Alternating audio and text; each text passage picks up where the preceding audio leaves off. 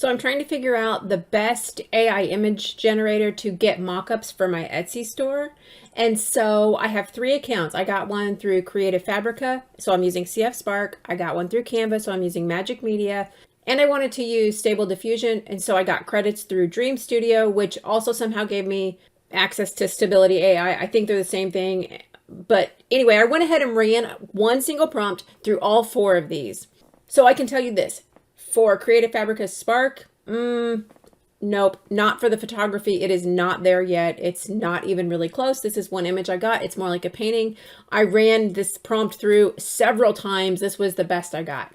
For Canva, this is the best I got there. I only had to run it through one time. But if you look closely, her eyes are crossed. She's got a chipped tooth. I'm going to say no on that.